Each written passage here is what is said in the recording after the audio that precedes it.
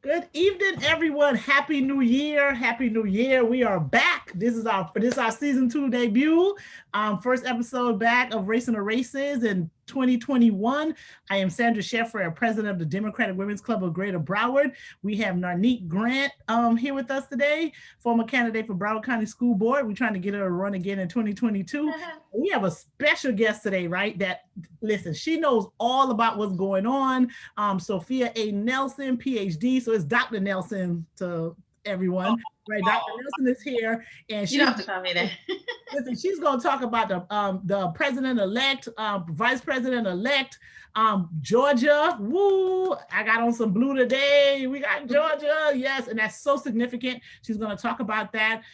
She's going to talk about like what started off as a ratification of the election, and it ended up being something that none of us have ever seen in our lifetime, and probably never expected to see.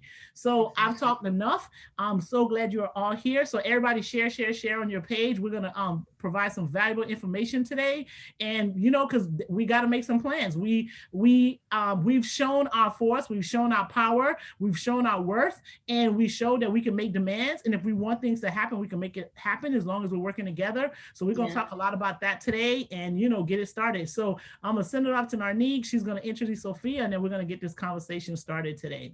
All right. Happy New Year. I'm just going to let Miss Sophia introduce herself. But like mentioning, Miss Sophia is, all that in a bag of chips.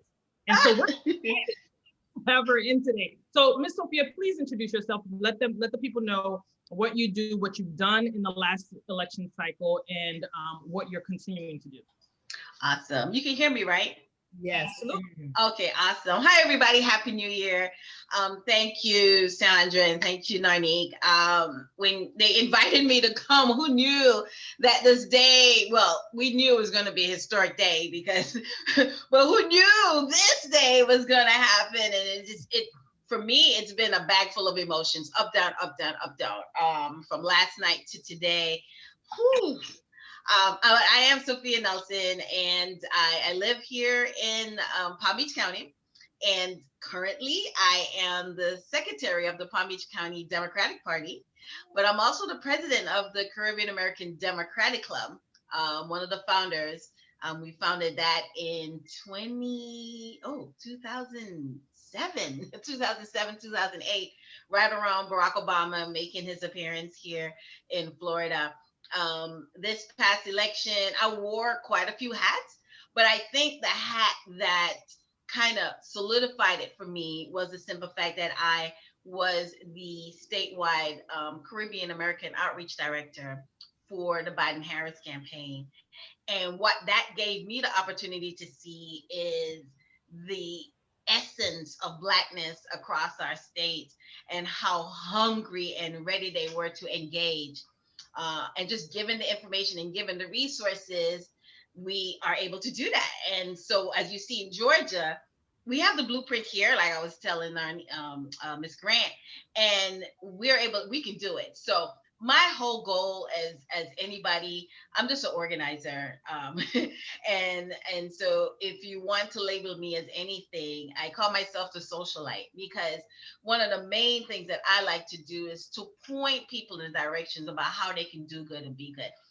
Us being in this world, we have to find things that are bigger than ourselves to become a part of. And so hence the reason I became a part of politics, right? Because your life cannot move without having politics be a part of it. And so that's why this conversation is going to be so, I think, vibrant and needed, because people today seeing what happened is trying to figure out now, where do we go from here, right?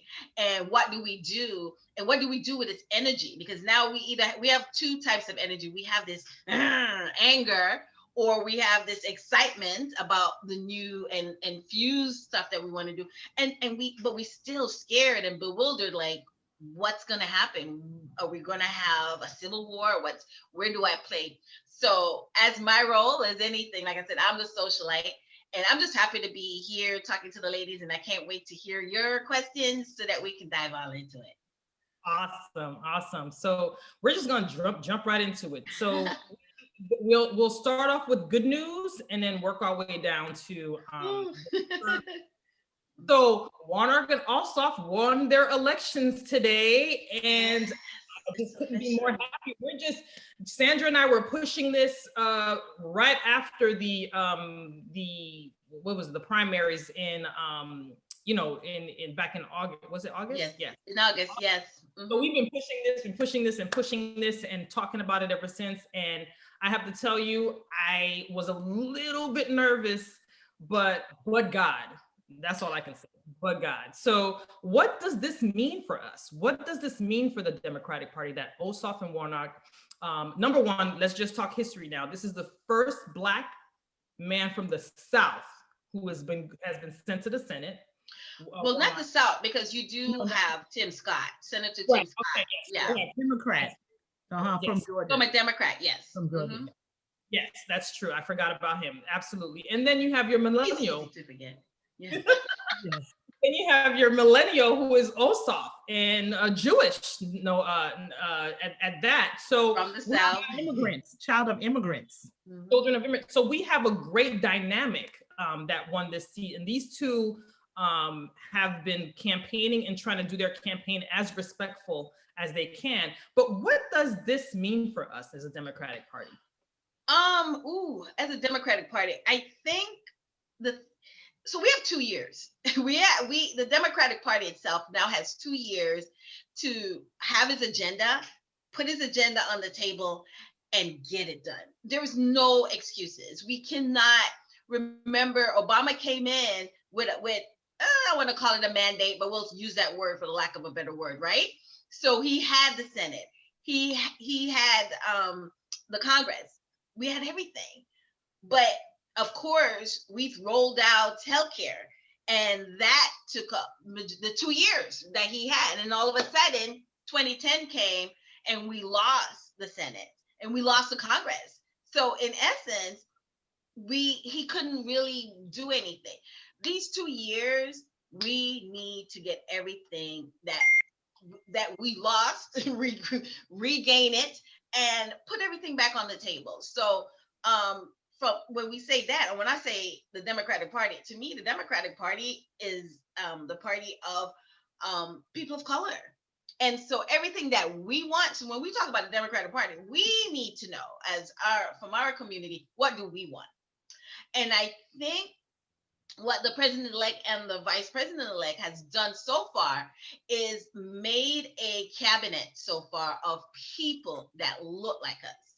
I mean, just think about it. The first Indian to be in the Department of Interior. I mean, she's bringing to her the soul of her ancestors. So right? When you say Indian, you mean the Native American type? Native American, yes. Native American, excuse me, yes. Native American. I forgot because Kamala is East Indian, right? So, but yeah, so I'm talking about a Native American to now the soul and the breath of her ancestors are going to feed through her while she makes decisions, and we know they're going to be sound. To actually have somebody who is a part of the education system to run our Department of Education. Oh my God, how, I mean, this how mind-blowing is that, right? So I think he has taken the opportunity to be thoughtful, to be, both of them, to be thoughtful. Whoever is advising them, they're taking the time to be thoughtful about where they're placing people. And so we now have to take the time to create our agenda, to create our compact, to create what it is that we want as a community, hold them accountable. Mm-hmm. These next 2 years is where we're going to make it or break it. I put on my Facebook, we want it all. What do you want? We want it all. It's nothing, there's nothing off the table. We want it all.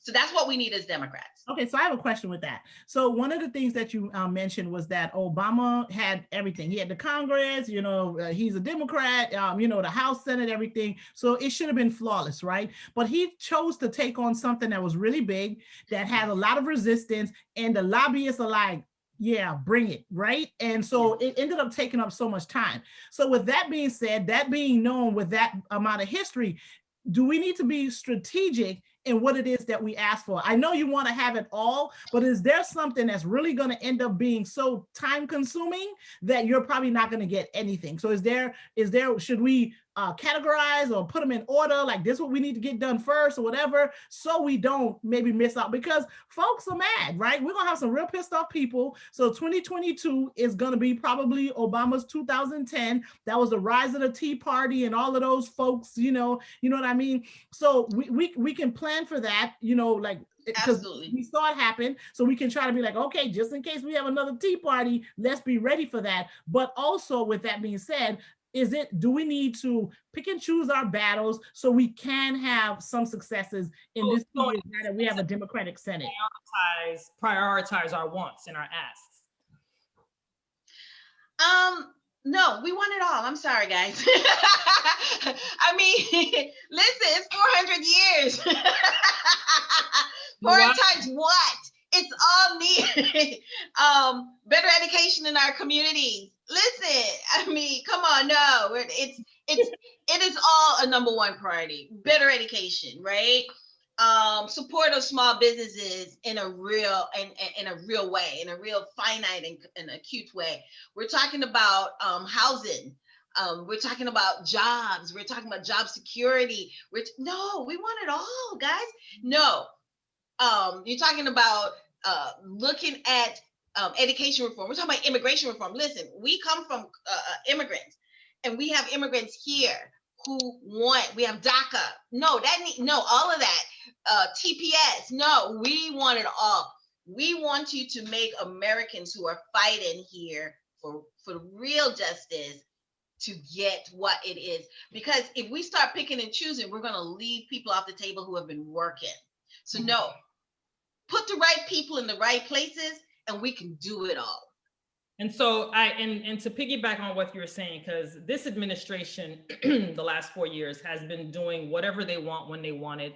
And in that realm of we want it all type approach. And in essence, they got some of maybe most majority of what they wanted, and how with that lawless president. What is it? What did they get? Oh, they didn't do anything for the people now. No, they didn't do anything. They got what they wanted. Yeah, what they wanted, and what they wanted was that tax break, whatever, which they, of course, they got, but they did nothing. I mean, I don't know. Maybe they did do something, but they did very little. How they wanted things to get done for themselves, they did get what they wanted. They rolled back a lot of protections. Environmental protections. Our environmentalists we lost a lot environmentally. Mm-hmm. And so, no, they're going to say they want it all back. You know what I mean? Our teachers lost so much. Our educational system lost so much support. The teachers are going to say they want that all back. Our union workers, our people who work in the union, they lost a lot of protections there. They're going to say they want it all back. You know what I mean? People who fight for immigration, our kids at the border. I mean, again, so where do you prioritize? Where's you understand what I'm saying? Is if you have the right people in place who are willing to do the work, trust me, those career people that work in DC, they know what they're doing. But it's the appointed people that we need to make sure that they're there to do the work, and they're there to do. We give them a 2-year mandatory minimum. Get to work. You're working for the people. Yeah, make it happen. We want it all. It can definitely all happen if you have the right people in place that wants to do it. So that brings me to another one of the things that I think we're supposed to talk about today is his cabinet picks. What are your thoughts on? I mean, I know you're happy with the Native American choice. I do a lot of immigration stuff. So I mean, he picked a Cuban immigrant man to run Homeland Security. I don't know if I'm conflicted about that or not. You know what I'm saying? Because because I practice a lot of immigration law, Cuban immigrants have a very different immigration experience from, all other immigrants, right? So that's not to say, I mean, he's been in the department for a long time, so he probably understands that. So, I don't want to say I want to knock the choice or, right. I'm not sure.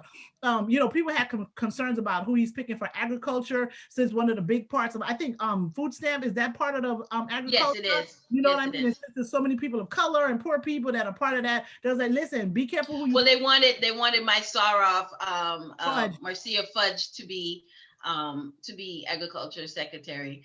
I happen to like Tom Vilsack personally, so I didn't see anything wrong with that. He's been agriculture secretary. I met Tom Vilsack when he first tried to run for president. He has a great backstory, and he's an orphan. Okay. I don't know. I was a sob stirring, but no, I would have loved Sarah Fudge to have been the HUD secretary. I mean, she is HUD secretary currently. I would have loved for her to do agriculture, but I do understand why they did it. Okay. And, but she's over our housing now. She's over another thing that we find to be depleted in our community. Good housing stock, predatory lending. Yeah. I mean, and the new thing now, because I have one of my classmates from undergrad that you know how they have this what's the housing, the one that's based on your income. They have these apartment complex. So like that's like the new thing right now, right? But it's developers that own them, right? The developers make them. They get all of this money from the government to like subsidize the construction, and they put like housing. And I mean, sometimes it's like you make $60,000 a year and it's prorated or whatever. But they basically developers have basically found a way to take over housing. They've made that corporate too, right? And some of that is abuse that a lot of people really just don't understand and know that happens. But that's one of the things that's happening under HUD right now. Well, what they're doing is, and I'm not knocking developers because they're one of the people that I work with. However, what we have found to have happened, and what we have found to have happened is if it's 100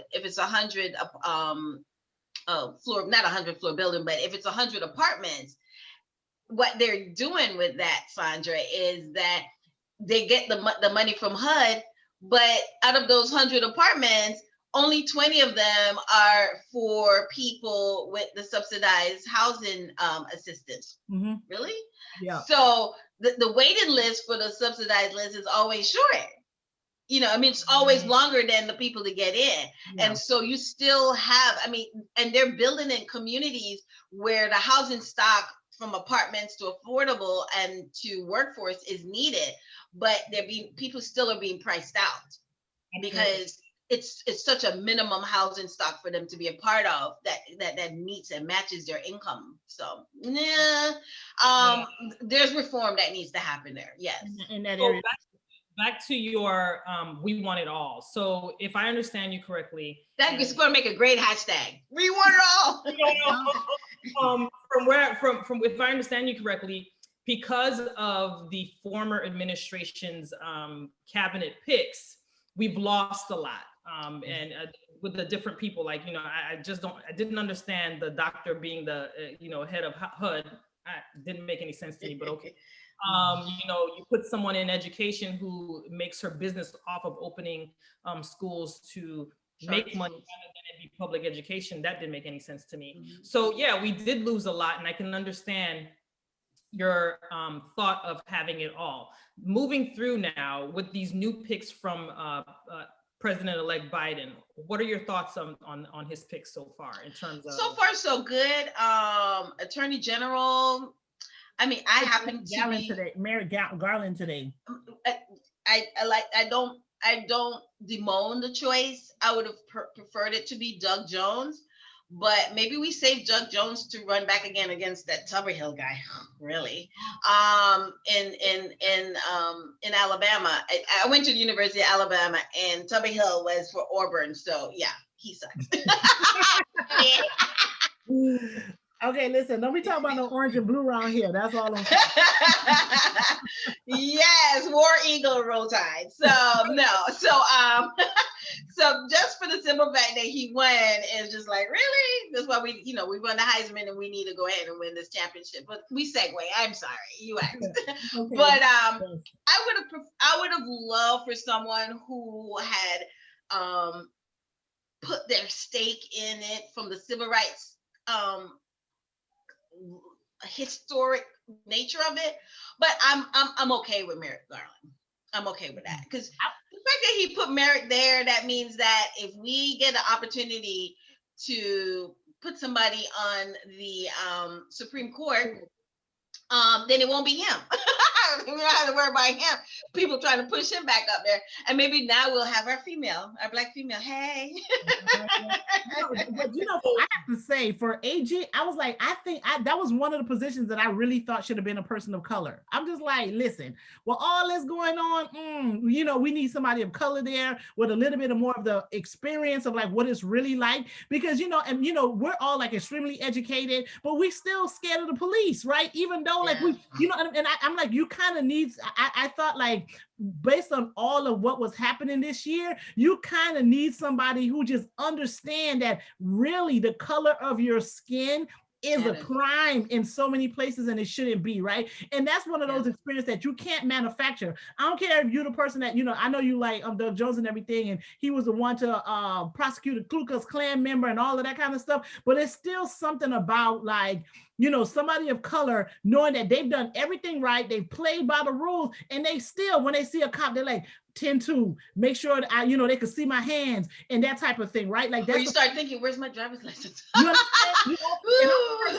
God, let me not. Mine is in my glove thing, and I just be like, I kind of have to go in there, and I'm just like, they're gonna shoot me because I gotta go, I think I wanted someone to just have that bit of experience. And I'm gonna talk about something that happened just yesterday that makes me was even more like, no, that job needs to go to a person of color. So in Kenosha, Wisconsin, Jacob Blake was shot in the back by a police officer 7 times now. And the police officer said, oh, I was scared. But, we saw the video. He was holding the man's shirt. He like followed the dude. He knew the guy didn't have any weapon, and he shot him in the back 7 times. And the district attorney, when he was saying that he understand the cop was feared for his life, and he's like, if I was in that situation, right? So he's looking at it from him, the white dude with all his privilege, right? Like, oh, well, I'd have been scared too. No, bro, that's not how you're supposed to look at that, right? You're an attorney, you're not an attorney. I'm an attorney, and there are certain things that you don't get to put yourself in that person's situation. You gotta empathy of color, right? Going on, right? And he was just like, well, I wouldn't have, and I'm like, see, that's the problem, right? Because you don't understand how you sympathize more with that white guy because that's your people, right? If it was me, yes, but that shouldn't have been your people, because you took a job that you're supposed to represent everybody in that county, but you basically picked your tribe in that moment, right? And to say that, oh, I could see why he was scared, and the rest of us looking at that video like, I don't understand why he was scared. He had like 6 of his homeboys back there to back him up, and it was the guy in the back, Where is the fear when someone's walking away from you? So how are you afraid of someone who is walking? So that's why I have to say that the AG, I think we needed just someone who understood it. It could have been male, female, but that part of it, that element of it, you can't manufacture that experience, and someone needs to understand what that's like. Right? I hear you. I definitely hear you. Sandra, I know that you said it should have been a Black person, but the AG it could have been a person of color, it could have been a Hispanic person, it could have been a Puerto Rican. It just needed to be somebody who understand, like, yo, I'm brown. Right. But all skin folk and kinfolk, right? Because the AG in Kentucky, when he was supposed to charge the people that came into Breonna Taylor's home, and this is the only reason why we started our shows in the first place, this man stood there with crocodile tears and made excuses. And did not even get the grand jury didn't even get to see everything. So while I totally agree with you in terms of it being somebody of color, but it needs to be someone of color that is going to be that person of color that's going to. We already know that that can't be the only criteria. Oh, they Black. I mean, the HUD guy. What's his name? Ben Carson, Dr. Ben Carson. And let's go 1991. Clarence Thomas is Black. What has he ever done for people of color? So we already have that lesson that it's not, oh, you can't just be Black, right? If you're going to be in this job and you have that civil rights or the constitutional law experience and all that stuff, I think add that to a person of color that can also bring that personal experience to that job. That's what I mean. So we know it ain't about color. You want somebody with the same cadence that Holder had, right? Right. When he looked at things and he was able to, he had Sally Yates there, so he was able to really work through and understand why us, the people who have the degrees and is, are in the social circles or whatever, wow, we're still scared. I mean, I do have white friends who come up to me and says, tell me more. And I'm like, tell you more what? I mean, just because I'm sitting here at the table drinking this wine with you, that don't mean that when I get out there that I'm not going to be stopped by the cops. And our experiences are going to be different. And how I feel with the cop behind me is going to be different. You're going to be like, oh my God, he's here to save me. And I'm like, oh crap. You know what I mean? And that's an experience that I want you as my friend to acknowledge that can happen to me. And as an ally, I need you to understand why this is all happening, right? And so I had to have some of those really hard conversations, but I do understand what you're saying. I do understand what you're saying. Yeah, so those are the ones that stand out. So I think he has commerce left. He has a few more positions that he has. Yeah, he does have some pretty good ones that I mean, it like I said, the ones that I have seen so far, I have been pleased. These are people I feel that will be able to go in and hit the ground running for us to get it all right. And for us to be able to hold them accountable from a historic standpoint, but also from a futuristic standpoint. Because it's not about just giving us back what we wanted, but it's about how are you setting us up for success later. And we need to know we need to know that there's somebody there that's laying the groundwork. Let's helping us to lay the plan. That's why our compact can't just be about get. Our compact is about getting, giving, and carrying it on, creating a succession, not just for us, but for our, our kids, our grandkids, and what that looks like in the future. That, any kid can walk up and says, I can be that, I can do that. Absolutely. So we're going to shift gears and go into this Senate ratification that was supposed to happen today. What Senate ratification? Well, it's the whole Congress. It started off being unprecedented because, we were stopping with all these objections, during this process. And I was telling Sandra, we're going to give like 10 minutes to that. She's like, oh, we should do it just for 5 minutes because he's not going to get it anyway. But the point that I was saying about talking about 10 minutes of why it's important is because historically, this is going to be something that's going to be written in the history books about this challenge, right? Which was, it's beyond my, what did you say one time on the post, Sandra? Like it's beyond your capacity, your what? So, my brainwave don't operate on that frequency. Right. So let's talk a little bit about this Senate ratification and what really is the process for that? Like the most simplistic process that there is. And why is it so different this time with these objections? I mean, basically, it's a roll call. It's a state roll call. So think about pep rally. You go into your pep rally and it's, hey, let's hear from all of the seniors. Let's hear from us. It's basically, hey, Florida, you in the house? You good with what you have? And they be like, everybody says yes. Hey, California, you in the house? You good with what you have?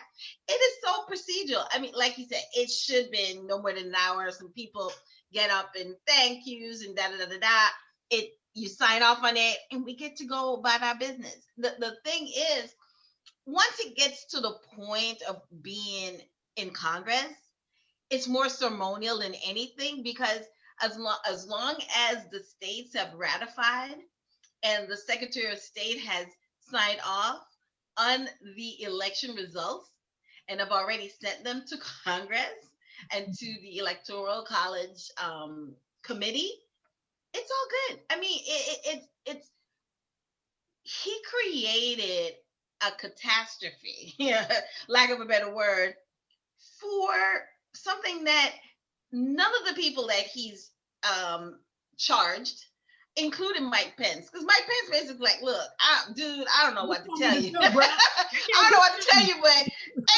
listen, I don't want to curse, but like, she gonna have a dude, like, back off. I mean, trying to get me through. Like, let go. I mean, you know what? So I have to say, I don't want to call him turtle guy, but McConnell gave a very impassioned speech. I'm like, dude, sitting on me. I was like, he being we need this. No, like, hello, not today when he got 2 days left in that. Like, we needed it 3 years. We needed to hear that 3 years ago. Mm-hmm. We needed to hear you put that down because if 3 years ago, he would have been a different guy now, today. Sure. But no, listen, it's kind of like the new guy comes in and nobody, so they let him go because he's the president's son, right? And he's at work and he's just doing, everybody just looking like, what the hell is he doing? But nobody stopped him. He just making mistakes, just doing whatever. Nobody on that Republican side took him aside and said, Bruh. Dude, that's not how it goes, bruh. It's not how, bruh. It's not how.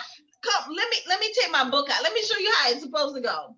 I mean, and I know you want to be unconventional, but come on, there's some things that it ain't on. I like pomps and circumstance. It's just, right. You know, it's not gonna change. Right, because imagine like in 2000, when there was maybe a case for something like that, right? In the Gore Bush. A real case. A real case. There was a case for that, right? And I know, you know, you have on her shirt today, Auntie, you got on Auntie's shirt today, reclaiming my time, Maxine. Oh, yes. Was trying to say, like, they don't want to ratify this because they think that, you know, Gore really won the election. And the vice president, Gore was like, listen, okay, the court has made this decision. You know what I mean? Bush is the president. We're not doing this, right? He stepped in and said, we're not doing this, even though in that particular instance, they really had a basis to be like, listen, y'all kind of stopped that counting without really stopping that counting, and you disenfranchised folks who you really could have figured out who they were trying to vote for, right? And Gore was like, nah, dog, we're not doing this. That's how it's supposed to be. That tells me that because he was so bigly about calling the Secretary of State, that tells me that somebody, Catherine Harris was our Secretary of State right here in the state of Florida.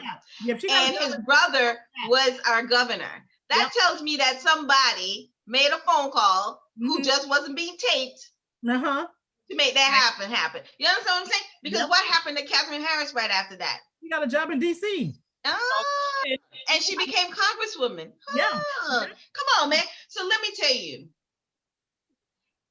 he went after Mitch Romney today. He's like, oh yeah, he went up there and he's conceded, talking about, oh, you know, we want to congratulate. I was like, this man's a joke. He's a jokester. Get him off the stage. No, but so he would be a joke if he didn't have so much power and he couldn't cause so much trouble, right? So you can't, it can't even be funny because it's so dangerous. It's just so, it's so dangerous. Well, that's what happened today.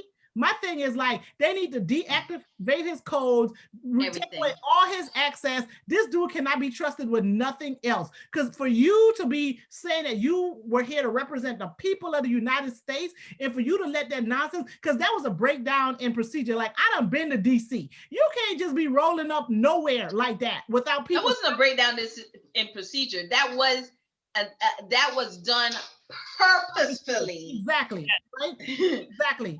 And he has to realize that. And if he's willing to, dude, you should not get to do this not one more day. You don't want this job anyway. We got 358,000 people passed away from coronavirus that you never, ever talk about or acknowledge. You don't want this job to do the work. You want the job for the perks. And that's not how this works. So they need to just be like, you know what? Thank you. Because I used to work somewhere that we used to have a code. And then when you got an email that the code changed, that meant that somebody got fired. Like, you know. So you're saying they should be walking him out? Yeah. They should be walking him out. Hey, with security behind him, like, sir, yeah, it's your day. They either walk you out, send you an email, whatever. But we knew, like, when we got an email that all the code was different, somebody gone, right? So that's just no. To me, I'm going to take it a step further. I don't even think he needs to be walked out or deactivated. He should have been arrested on the spot, because to me, that is just. First of all, that wasn't rioters, that wasn't protesters, those were terrorists. You don't come into a building that is a government building, and you bust down the buildings, you threaten the police officers, I mean, it was just complete, utter chaos. It was cry after cry. It's ridiculous. The president doesn't say anything until after the president-elect says something. Well, where do you do that at? He still didn't say anything. He disagreed with their behavior. He just was like, okay, you know what? Y'all should just go home now, even though I understand why you're here, because I got cheated out of the election. No, you called me here. You sent for me. You sent for me. It's just mind-boggling to me, and it was also really hurtful to watch, because you see this happening, and you think about 6 weeks, 8 weeks ago when Black Lives Matter protesters were protesting down in Washington, and you threw tear gas for a photo op. And rubber bullets. There were people that lost their eye in some of those Black Lives Matter protests. And the police were aggressive with their interactions with these protesters. And you have these terrorists that stormed the Senate floor, and no one was arrested. Till this day, till this hour, no one has been arrested. No one. You know what I think happened today with Americans who have common sense? I think we realized today that we have PTSD. I think a lot of people looked at their computers, looked at their TVs, and was like, what the hell? You know, what's going on? And I think this level of sadness and despair, like, are we America? And we've been in a very abusive relationship for the last 4 years. Yeah. And we voted out. We wanted out, and we got out. And it's kind of like that abusive whoever is trying to say, no, you guys love me. No, we do not. We need for you to go and go now. And so we need an adult in Washington, D.C. to stand up. And right now, he's not standing up. And thank God we have a president-elect that is standing up for us and is able to console us and says, I'm here for you for the next 4 years at least. But I'm telling you, I literally started crying looking at my computer and watching and saying, where are we? You know, where are we? I remember I grew up in Jamaica for a short period of time. And you know, Caribbean politics is, and it was a whole party thing, adults, and they shut down the streets. And I mean, they started burning tires and blocking streets. The buses stopped and running. I literally had to walk home with my friends because of the simple fact that there was no transportation. And these, I mean, I was in shock. I was going like, what? Who does this? And then there were kids in green uniforms and be like, oh, let's go get them. I'm like, oh my God, I'm so glad, you know, I wore purple. So I was like, oh my God. But the fear of it all. And that's what, I went back there like, oh my God, I remember what I felt like having to walk home and my grandmother saying, and we don't have phones. And so when I get there, she's standing at the gate like, oh my God, I knew you had to walk through that. I'm so glad you made it back home. And I was like, well, we walked with a group of friends. You know what I mean? It was just, it brought me back there. And it did that for a lot of people from the islands, right? Because I do, like I said, I do immigration law, and I do a lot of asylum cases, right? So when you started talking about, I was like, yeah, she talking about the JLP and the PPP, because I remember, you know, doing those cases in like the early 2000s, and even like Haiti, you know, people in Haiti, like that would in any other country that would have been considered a coup d'etat. That was like a coup, and that was it. Like there's no other way to describe it. And Haiti is known for coup d'etats. Coup d'etats all the time. And that's the people, not even like it wouldn't even be like a candidate elect, like the people come be like, yo, you out, get out, dog. We, you know, so a lot of people had PTSD. I was there, back to what you're saying. I remember I was there when I was little, and this was when Baby Doll was leaving, and then they had only what is his name again? The light skinned one, only no fee. No fee. Oh yeah, I remember no fee. This is when he was in power, and I'm telling you, these people, like, you know, transportation was gone. They were burning tires. Mind you, I was like 10 or 11 at the time. So we had to wait on the helper to come and pick us up, right? Walk home.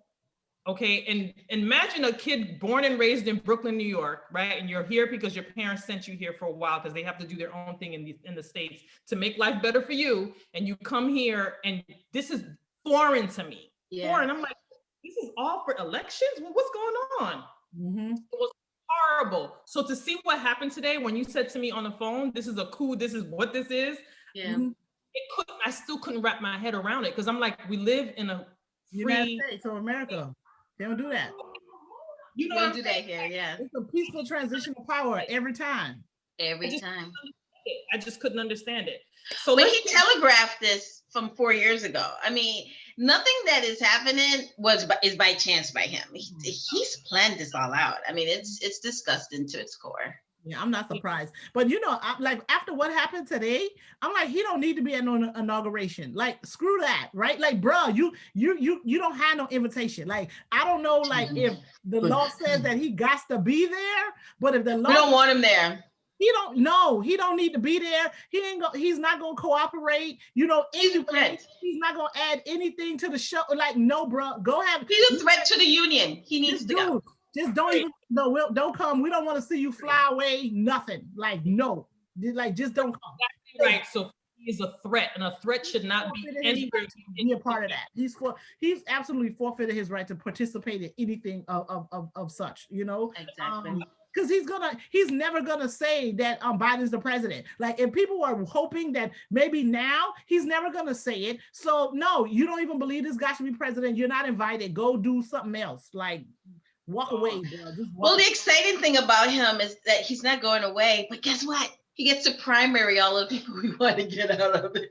I mean, he gets to primary his people. And so when you say what's next for the Democrats, put up good candidates. Put up good candidates. We could be here for a while. Put up some good candidates. Listen to women of color. Let's start with the governor of Florida, because this dismiss folks, right? Yeah, don't dismiss folks. Like, they think like, oh no, you're in a very red area, you can't win, so we're not gonna put any money behind you. Don't do that. You know what I mean? Because so I finished Stacey Abrams' book, and I think we've all, like, at least have some affiliation or knowledge of what some of the things that she was talking about. And she said she went to some of the reddest parts of Georgia when she was running for governor. And at the end of the day, people are really, like, as long as you're authentic, you're being you, right? And yes, absolutely. See, that's what I'm talking about. You're it's authentic and you're being you. And it's the issues that people really are onto. If you're talking about issues that impact folks, right? That's really what they're concerned about, right? So go into those red areas. If they once they can find something to connect with you, you can get them to vote. You know what I mean? And we found out that there's so many places that are flippable now in Florida. Like, you just got to bring like you said, a good candidate that's talking about the right issues, and that's not being fake, right? And then it can be done. We can't just dismiss the person. Oh no, you're running a very red area, we're not going to support you. So that's one of the things I think the Democratic Party needs to do better with, because like while we, right before the election, we were talking about, promoting certain candidates like Pasha Baker from like, the Sanford area and all that type of stuff. She didn't win her seat, but we were a lot of them. I wish they had gotten just a little bit more support from the party. At least send out some emails for them so people can know who they are, that type of thing, in order for those candidates to win. But if you're picking and choosing that, oh no, we're going to put all our money here because we think this person's going to win, and a lot of the people that they spent a lot of money on didn't win anyway, because they didn't fight that messaging, right? They didn't fight that socialism messaging. They didn't fight all of this messaging, you know what I'm saying? And so, like, I mean, we just lost in so many ways. So shout out promote the event that's happening tonight at 7:00, since we're kind of talking about that. So, absolutely. A new chair for the party. Right. So we have 6 candidates that are looking to become the chair of the Florida Democratic Party. I tell you, Nakima Williams, who is now Congresswoman Williams, who's taken over the seat left vacant by Congressman Lewis, is the chair of the Georgia Democratic Party. Mm-hmm. And what was key to what she did is she didn't allow a campaign to come in. I was telling Ms. Grant earlier that she didn't allow the campaign to come in to tell her what to do. Mm-hmm. They used the apparatus that was set forth from the work that they've been doing. I can tell you that the Florida Democratic Party has good bones. It has plans. Were they executed? Absolutely. I mean, not executed to the point where they could be. And they give up too easy. I mean, the presidential comes in and they throw their hands up and says, okay, we're waiting on the president and their team to figure this crap out. No. We have a municipal program. The Florida Democratic Party has a municipal program where you're talking about building your bench. So when you talk about building a bench and you're looking across the whole state of Florida, come on. People vote for people that they see, they understand, and they know that who understands their issues. Mhm. So when you're talking about building a bench, when you're talking about putting good candidates, that's where your candidates are going to come from. So it starts from them running locally. I mean, people look at John Ossoff. Let us not forget that John Ossoff ran for Congress in Laos, but he stayed connected. Yes. He stayed. So, we have all these candidates, and they come, they run, and where do they go? Yeah. We don't see them no more.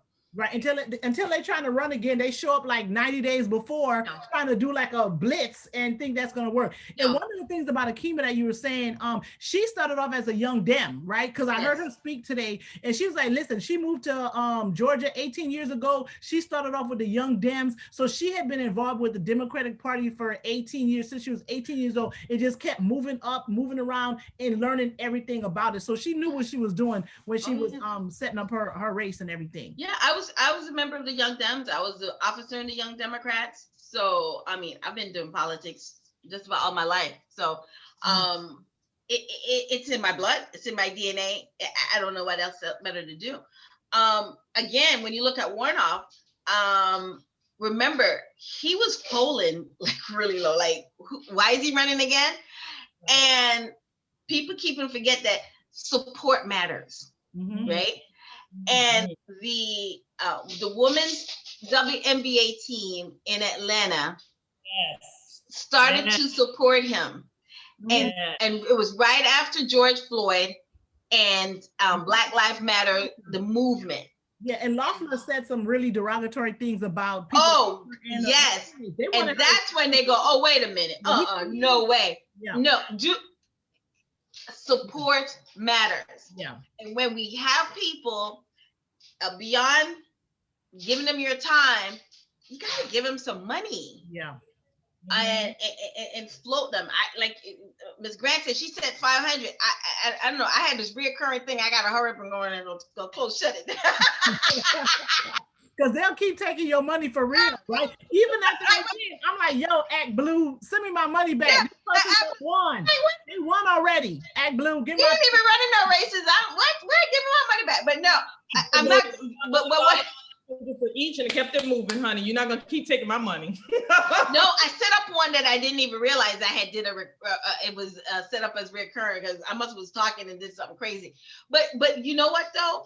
I said what I was going to do is to give to an organization that is doing the work year round, because we have to support those organizations. In Georgia, people say Stacey Abrams and she, like I said, she just happens to be the queen lightning rod, but the agencies that were there just doing the work, and the agencies that were coming in weren't coming in and saying, move over, I know better because I won in blah, blah, blah place. No, they were coming in and says, hey, I'm going to be here. I want to support you. Where do I best fit? And that's what we need in Florida. Yeah, absolutely. In Florida, for somebody to come in and says, where do I best fit? If I'm coming to support you, where do I best fit? And let the locals tell you where you best fit. Not you come tell us, oh, we here now, you're saviors. No, because you haven't saved any damn thing. Exactly. And one of the things that Fair Fight did was, since they, she had the name recognition, she was able to get money. So like they were funding some of the other Latino organizations, the American organizations, because they're like, yo, we could get the money. We got some of the manpower. You guys are already here doing that work. We don't need to duplicate what you're doing. Y'all just need funding. So let's just go ahead and give y'all that money so you guys can continue to do that work. And that's some of the things that we need to see happen too, right? Well, Florida for All. So a lot of people, so I did some work with Florida for All also. And that actually was a type of collaborative similar to Fair Fight that happened in Florida. So Florida for All was ran by one of my dear friends, Corinne. And so that was the umbrella. That was what it was supposed to be. Again, nothing, they made a lot of inroads. I mean, there's a program that I was a part of called the Black Constituency. And basically what the Black Constituency piece was all about was letting Black folks know that their voices matter. How do you become, let me teach you how to be an influencer with good information, debunk the bad stuff that you have and pour into you the good stuff so that you can now be a conduit of good information back, using your social media, making videos, making phone calls, whatever that may be, but creating an influencer stream from yourself to 20 people, 30 people. We didn't ask you to go out to the world. We just said, hey, find 20 people that you want to influence, that may not vote or maybe sitting on the fence, and let us pour good information into you. Yeah. And you make sure you are in charge of them now. Make sure that they go vote. And if so, their whole aim was, let's create 1,000 of those people. The impact and the numbers. But again, we started late. Yeah. And by the time you look, but guess what? We started late, but we're not done. And that's the thing. We can't stop these things. We have to keep them going and going and going, because that's what happened in Georgia. So when people keep pointing back to Stacey, it's consistency. It's not a person. It's consistency. Absolutely. Right? And so we all have to be a part of what that consistency looks like. Right. And do you keep putting in that work? Yes. Yeah. And do you think for Florida that it's so, we lost a lot of seats. Everybody was calling for Terry's removal, or basically asking her to resign. What do you think that, from your perspective, since you were the one that galvanized the Caribbean group in Florida to get them energized, what was some of the things that you did for that group to get them energized? And then what do you think that the Democratic Party needs in order to be successful in 2022?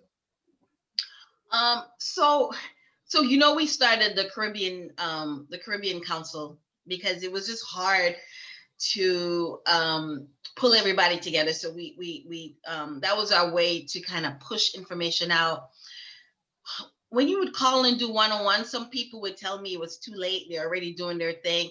And so, what I said, I understand that you don't want to fold into the campaign or whatever, but I'm still here to support you.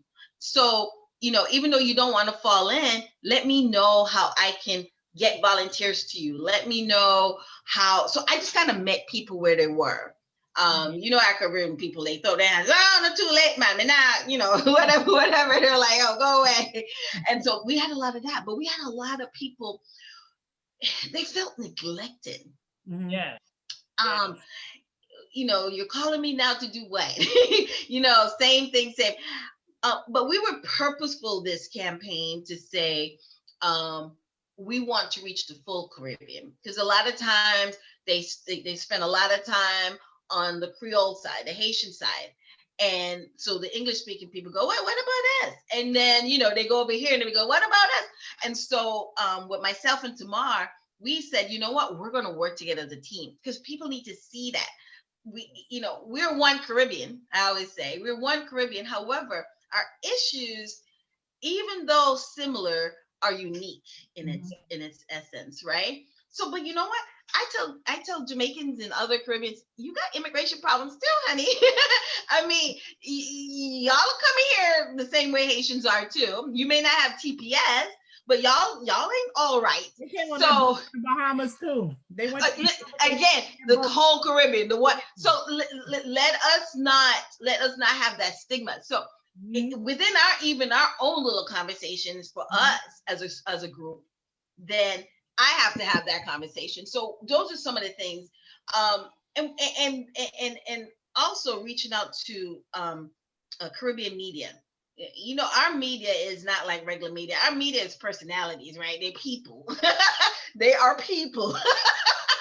So being able to navigate that facade of a system is half the battle. I'm telling you, I spend most of my time talking to media. People go, somebody, I am a pastor, I have a radio, and I have X amount. I'm like, but you can't, because the other pastor on your radio station say they have the same amount of people. You know what I mean? But being able to decipher that and to push through all of the personalities to create a cohesive campaign, it's hard.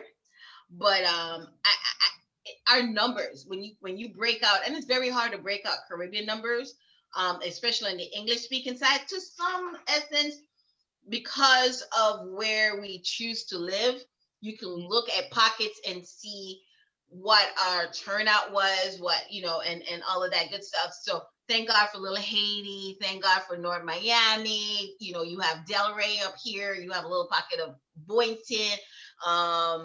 You have North Lauderdale. You know what I mean? So we have these pockets of places, and lo and behold, you don't even know it, but we have spots in Naples. Yeah. We have spots in Polk County, Fort Myers. You're talking about Haines City. And yes, so we're able, but guess what?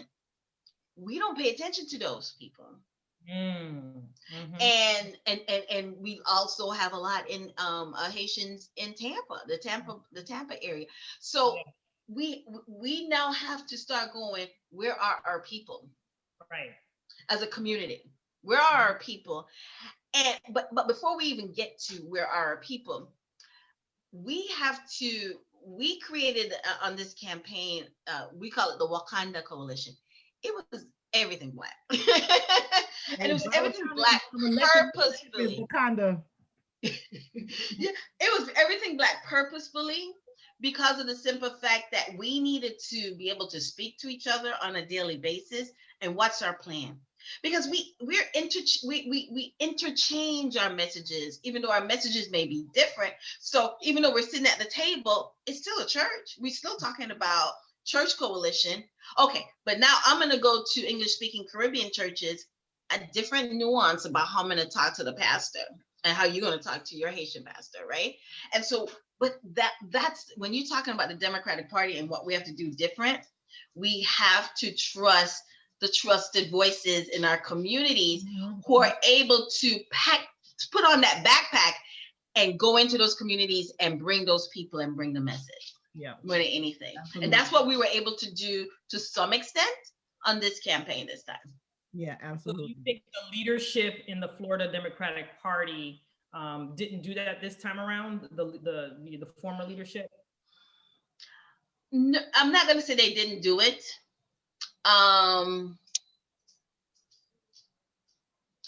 It's hard to say. Like I said,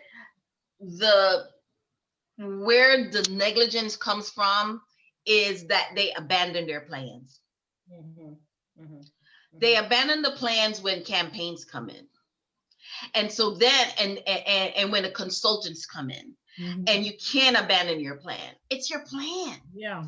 They either come in, fold in. And so what we have, and I'm a consultant too, so I don't even want, I'm not here to knock consultants, but what we tend to find is that you have those consultants who come in and says, you want Haitians? Oh, I can get Haitians. Oh, you want this people? I can get that group.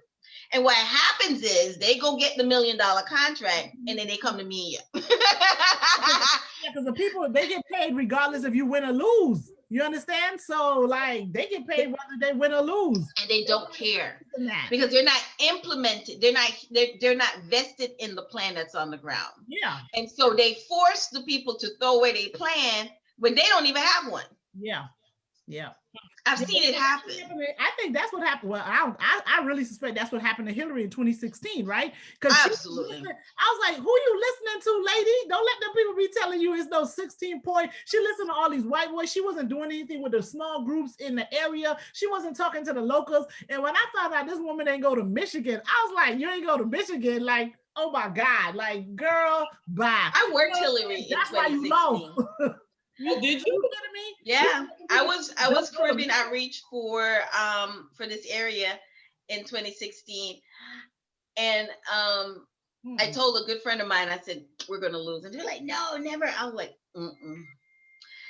we're not gonna win. I thought my worst loss was when I worked on Ron Klein's campaign and we lost to West.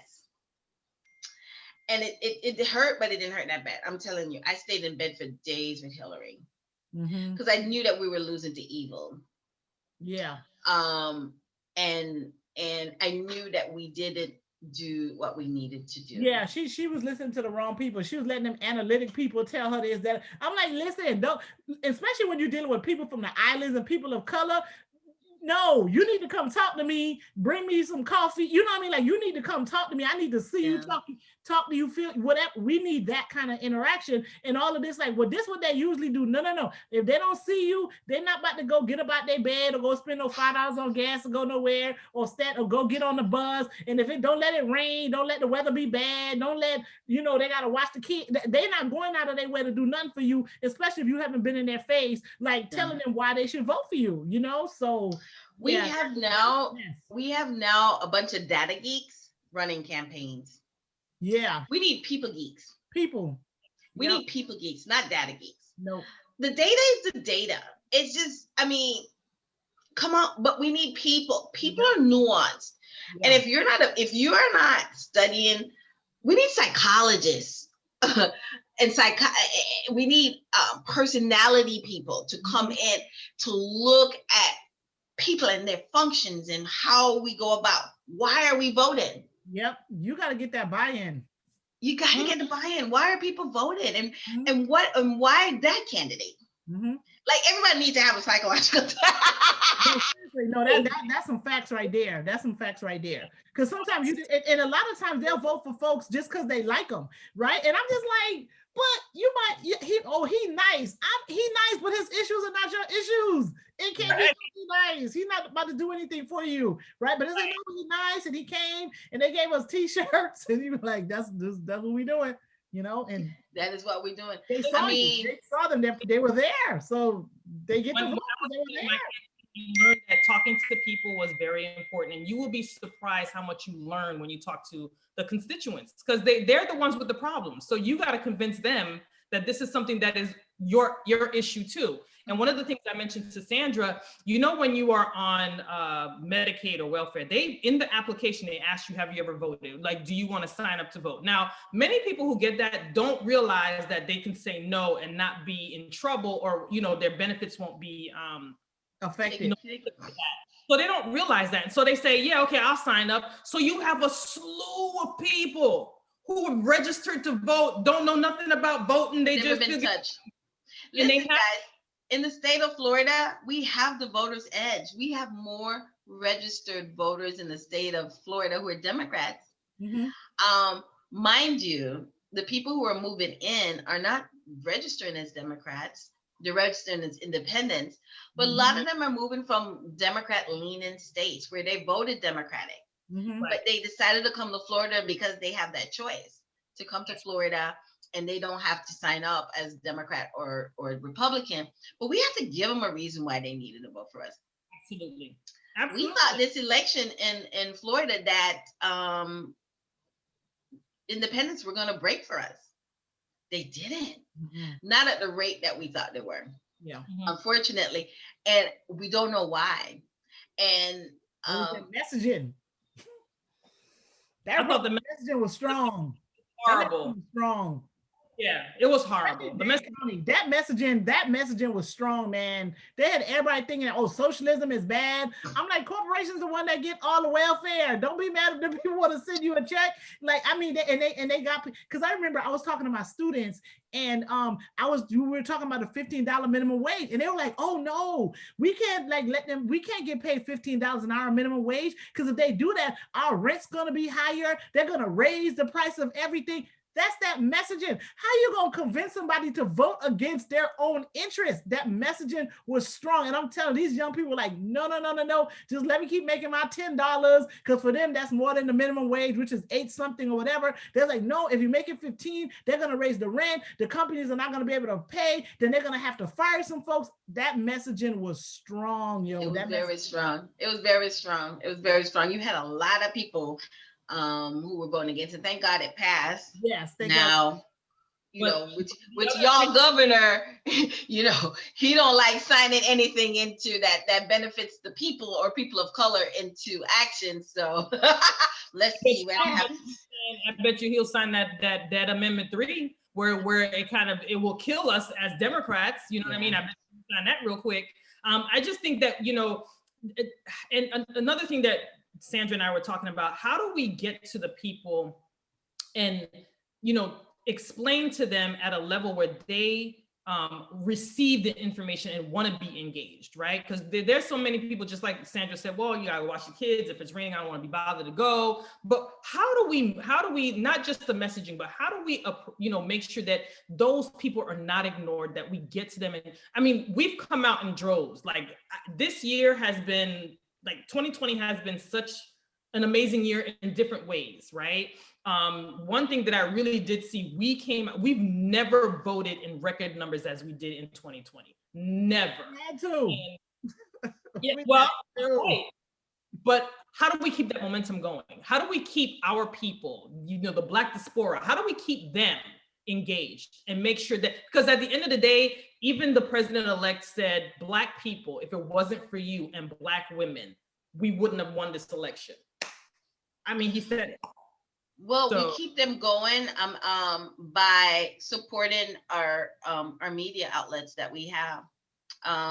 We have the Caribbean Weekly. We have the national Caribbean News, the National Weekly. If there is papers that are written in Creole, we support them because that's what our people read. And so, they go to the restaurant and they pick up a paper, they get their food and they pick up the paper and they walk out of that takeout store. So we want to support our local media. You in your community know who your trusted voices are on those radio stations. Support them, especially if they're going to give entree to having people like you come on, who is able to spread the word and spread the truth, debunk misinformation, and for you to, so your platform becomes larger. So we keep this going by using the things that are naturally there. So if your soul group can the women's Democratic Club can decide and says, you know what, there's 2 radio stations that we want to support, and we'll send them $100 or $250 a month to keep these 2 stations or these 2 personalities on the air because they're good for the community, and support them, then do that. If you take out an ad in one of the local papers that support the restaurants, because I mean, again, people just come to the restaurants if they know the paper is there, right? To get the paper, and they stop and they'll get something to eat. So it becomes a ecosystem of information that goes around. Having things like this on a regular basis where people can tune in and listen, so that to me is probably for our community is one. We're losing our platforms of communication, and as people are tuning out for social media so much that we want people to start reading, because once you read it, how it says, all leaders are readers, but not all readers. All readers are leaders, but not all leaders are readers, And so we want to start to get people to read again, to see the things in fine print, because when they see it, they feel it, and they're able to spread it. Again, when you look at your community, don't look at your community in chunks. Look at it in small bites. Because you can look in your family, if you have a family of 20, there's probably 2 or 3 people in your family who are just naysayers, like, I ain't voting ever. You know what I mean? And if you can convince them about why it matters, I think you've won. Because if everybody were to do that, we would have continued to create the avalanche, because that keeps going. Find a candidate that you want to see run for office. Support them with your time, support them with your money, support them with whatever you can. The thing is, it doesn't have to be, because I don't want people to think that volunteering or being a part of the process is so much work. Yeah. It can be easy and it can be fun. And people are like, how do you do it? I said, because I make it fun. Yeah, I make it fun. You're the president, so you get up every day because it's bigger than me. know what? And you got to pick the stuff that you good at and you like, right? Yes. So, you know, like I tried the phone banking. It's not for me, right? Like, you know, like I tried it. I'm like, yo, this is not my thing. You know what I mean? You calling them people on the dinner table. You be like, can I speak to Mary Johnson? Mary, you know that's Mary Johnson that answered that phone. And they're like, Mary Johnson's not here. And I'm like, you know that's you. Why you doing me like this, right? So but some people, they're good with it or whatever. So I was like, I tried it a couple of times and I'm like, that's not my thing. I got to make my impact in a different way, right? And so that's what you do. So because you want to do this, you really have to find the thing that you like to do. Like one of my brothers is the one who edits the videos, right? So like he you know, he'll be like, I ain't trying to talk to nobody. Don't put me in front of no camera. But send me the thing and I edit it. I put the stuff with it. So that's his thing, right? So you just gotta find everybody can contribute that you like, because anything that you know how to do, it's needed in this process. It's needed in this process, right? But you have money, so you know. I mean, if your kids, you have kids at home, and they all want to, they be like, "Oh, wait a minute, I need. Oh, wait. I got these 100 phone calls. Can y'all knock them off? You get to go on your trip." And so I'm helping you, and you helping me. So I have done my phone banking. I don't like it. Text message, please don't tell me to call nobody. I mean, listen, I've been a lawyer for over 20 years. I talk all the time. I be on the phone too much already. So for me to just volunteer to be on the phone, I'm like, no, I don't want to talk to the people that pay me. So let alone to just be calling folks. So I know why that's not my thing, just because it's something that I do all the time. But there's so many other things that you can do. And whatever your skill set is, you can participate and be a part of this process. You definitely can. Yes. Yeah. So go to local something. You can do something.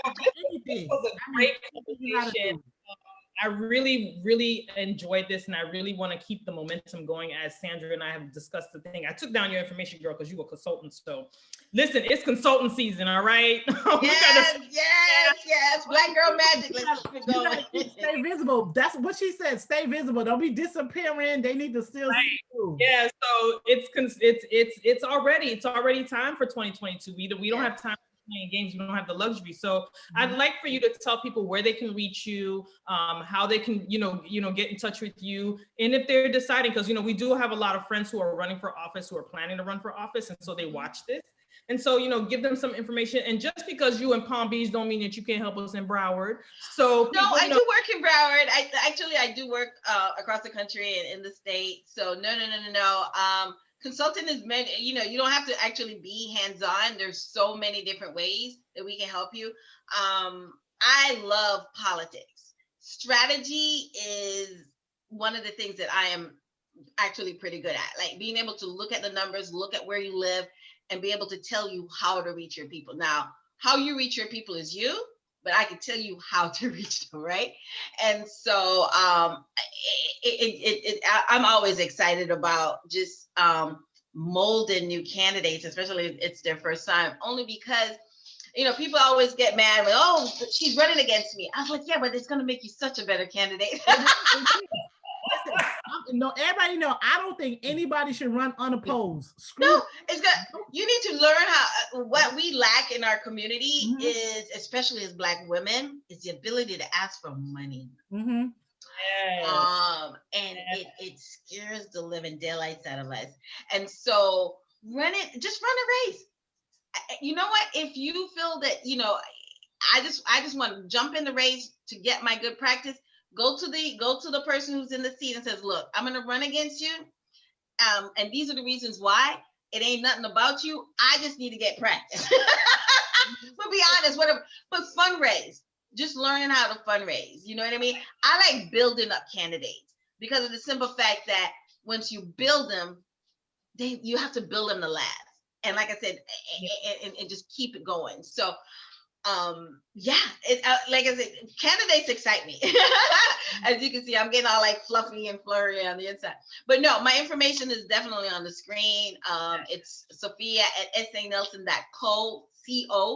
And when you go on there, my phone number is there. It's 561-531-1876. You can follow me on social media. My Facebook page, I am close to 5,000. So I may or may not be able to get in where you fit in. I know, but I do have a secondary page that is Sophia Nelson. So I don't accept everybody because it is my business, but you can follow me on any one of my social media platforms. I am a sharer. I call myself the socialite only because, and it's not socialite as in running around going to parties. It really is about bringing to you issues that affect us, but also solutions and how partnerships and who you can link into and connect to create and bring change to your community. And so if you want to do that, I'm here for that too. So I'm excited. Ladies, oh my God. All righty, we did good. So we're gonna have our final thoughts. All right. So who you starting with? Who's starting? You can start if you want to, Jandra. Okay, so my thing is like, so this whole election cycle, all of these things that happened, 2020 was extremely interesting. So I came out of all of this, and all I want to say is that the people need a lobbyist, right? The people need a lobbyist, because all of these things that have happened, like the man not wanting to give the folks the $2,000, only wanted to give $600. That's because those big companies, they lobby for their money and they got their money. So I'm like, we've sent these people to office. They were supposed to be there to represent you, but apparently they're not. So we have a lot of activists in the community and stuff like that, and they're doing that good work, and their work is very different. But I'm like, the people need a lobbyist. We need to. It could be the people that are already in there, or it could be some people that are just saying, you know what, we got to start putting in this work to get the people's message there. And that's what we need. The people need a lobbyist. Everybody else got one. They're getting all of what they want, but we couldn't get these folks to agree to send folks $2,000 after 9 months of having no money. That's a problem. Something needs to be done about that. So we need people lobbying. The people need a lobbyist. I don't know who's going to take that on, but somebody needs to do it. So. I need a t-shirt. I need a t-shirt that says the people need a lobbyist. No, I totally agree. I'm gonna piggyback on that. People need a lobbyist. That is a great thought process, and maybe someone out there is listening and say, I'm gonna take this on. But on top of that, we need to keep ourselves civically engaged, right? And so that's why we was very happy to have Sophia on, because we want to make sure that we take the steps to always make things inclusive and make people part of the conversation and participate in what is their right. I think it's important that we make sure that people understand that you have the right to vote and that your vote does matter, because if this election season ain't teach you anything, it taught you that your vote truly does matter, because there was a candidate in Miami-Dade County that lost his race by 31 votes. Okay, 31 votes. Your vote matters. And so I think moving forward, my final thought would be your vote matters, your vote matters, your vote matters, your voice matters. Voting is your superpower. Use it. Yeah. Well, oh my God, final thought. So, one of my biggest hashtags is who you vote for matters, right? And so I'm going to keep it local, just like you guys. I think so much of us are so busy.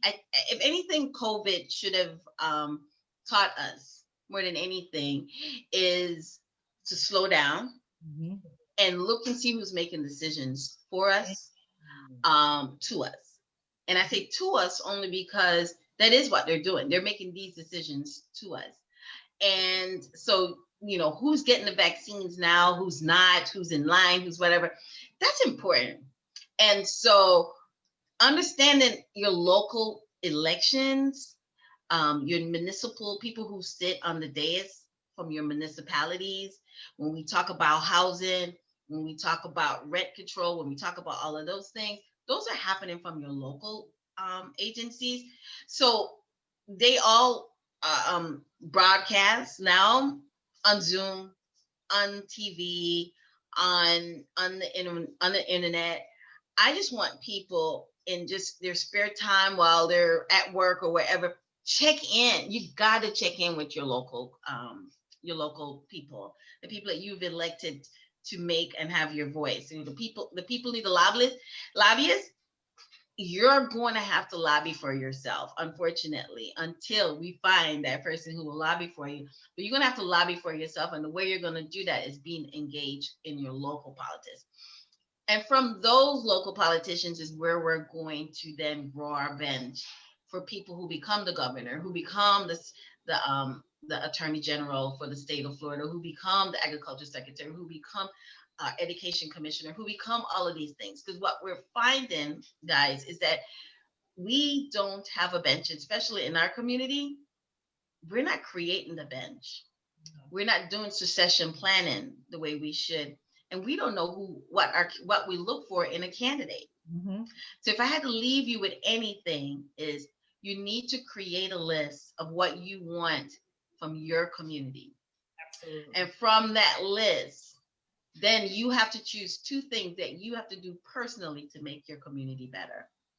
So create a list, at least 10 things that's on there that says, this is what I see in my community. And these are the small lists that I can do, and choose 2 of those.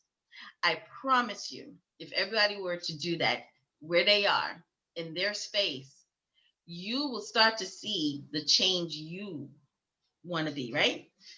But what did Barack say? You are that change. It starts with the man in the mirror. So if I had to leave you with anything, who you vote for matters. And that is the most important thing that you can do right now, because your vote matters, but who you vote for matters. Absolutely. All right, we're gonna keep this going next week. Because you were talking, and I just kept thinking of all the Stacey Abrams stuff and the stories that she was telling in the book. And I'm gonna just leave with one. And it was one story she talked about. There was this community, and it was either a Hispanic community or Native American, but they were in a place where the roads weren't paved, and they had the garbage pickup was like, I remember that part where they wouldn't come pick up the garbage. And then when they saw the candidate, they was like, yo, dude, like, can you fix our road and pick up our garbage? He's like, oh, y'all don't vote anyway. So he's like, I can win my seat without you guys because y'all don't vote anyway, right? That's what he told him. Like, I'm gonna still win because y'all don't vote. So I don't gotta fix your road, and I don't gotta make sure that your garbage get picked up, right? And they were like, oh, for real, right? So he says this. I'm like, you said that? He said that to their face. So he said it to their face. They got mad. They voted for another candidate. They got somebody to run against him, voted for the other candidate. And then they got their street paved and their garbage picked up regularly, right? So that's one of the things. Like, you got to engage, you got to make your demands and let them know, like, if you don't do what we need, we can vote you out. We can get somebody to run against you. Right? Out of there. Yeah. And she when I saw, I was like, yo, that because there's so many communities you look at, and I mean, they got nothing over there, and the people are probably thinking, y'all don't vote anyway. I could win without you, and that's why those resources aren't there. So we need to let them know that they can get somebody that's gonna come in there and make sure they fix those streets, pick up that garbage, and do the things that they need. Yes. Who you vote for matters. That's yes. Right back there. Who you vote for matters. Absolutely. It was a complete pleasure to end the evening with something positive, because today was such a draining day. So it was really to have a conversation and end it on a high note, and know that we're gonna be, still pushing. We're gonna be okay. We're gonna be okay. We are. Because we want it all, and we're gonna get it all, ladies. I'm changing my mind. I want it all. We got the right people in place, and as long as they doing their job, all that gonna happen. Everybody get the word. Get it all. Listen. Everything's on the table. Right. And I will be giving you a call, Sophia, because I'm getting this bug in my ear, and people are still pushing through it. So I'm gonna give you a call, and we can kind of talk. Let's go. Yep. I'm excited. Well, it was wonderful to have you, Sophia. Sophia, this was great. I'm a little bit better because I was having a little bit of anxiety. It was therapeutic too. Huh? It was therapeutic too. It was. And to kind of talk about things, to kind of move past it. So this was great. We're gonna see you again because the election already started, and we're excited, and we're gonna hustle over to the other. Yes, I see you guys. Let's go listen to our future. Yep. So Florida party candidates. Bye, guys. Talking. All righty. Bye-bye.